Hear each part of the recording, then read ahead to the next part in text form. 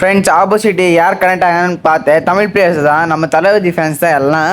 பார்த்தீங்களா, இந்த லலிதா கொஞ்சம் ஞாபகம் வச்சுக்கோங்க. அதே மாதிரி கடப்பாரை எடுத்துகிட்டு போய் இங்கே சுட்டுருந்தா ஒருத்தனை, அவன் நாக்கு வச்சிட்டேன்.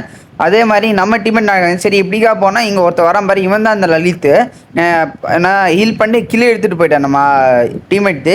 சரின்னு இங்கே ஒருத்தன் வந்தால் ஓடி அவனை கடப்பாரை வச்சு போட்டான். அதே மாதிரி இந்த மேட்ச்லேருந்து ஃபஸ்ட் ரவுண்ட் நாம் ஜெயிச்சிட்டோம். அதே மாதிரி ரெண்டாவது ரவுண்ட் ஸ்டார்ட் ஆகி நாம் MP5 எடுத்துகிட்டு போய் பார்க்குறவன கொடூரமாக அழுத்திருந்தேன். சரி ஹீல் பண்ணிட்டு அப்படிக்கா போனால் சைட்லேருந்து அடிச்சிடும். எல்லாம் ஹேக்கர்னு கத்த ஆரம்பிச்சிட்டாங்க. ஆப்போசிட் பார்த்தா ஹேக்கர் தான், தமிழ் ஹேக்கர், யாரும் இல்லை அந்த லலித் தான். இந்த மாதிரி கீழ்த்தனமான வேலை பண்ணுறாங்கன்னு வடக்கானெலாம் திட்டிருந்தாங்க. மறக்காமல் நம்ம சேனல் கொஞ்சம் சப்ஸ்கிரைப் பண்ணிட்டு லைக் பண்ணிட்டு கமெண்ட் பண்ணுங்கள். இந்த மேட்ச் நம்ம ஜெயிச்சோமா இல்லையா நீங்கள் சொல்லிட்டு போகணும். நீங்கள் கேட்கலாம், ஏன்னா ஆப்போசிட் வடகானெலாம் யூஸ் பண்ணுற பேனல்லாம் யூஸ் பண்ணுறாங்க.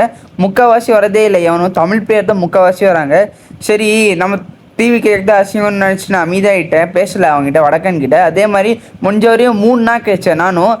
கடைசியில் அவன் ஒரு கீழ்த்தனமான வேலை பாருங்கள் அந்த ஹேக்கரு. இன்றைக்கி அப்படியே காண்டாயிடுச்சு, நீங்களே பாருங்களேன்.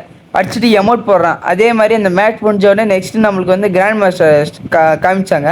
ஐடி பிளாக் லிஸ்ட்லேருந்து வந்துச்சு. நான் இதுவே நாளைக்கு தரமான வீடியோ பார்க்கலாம். பாய் நண்பா.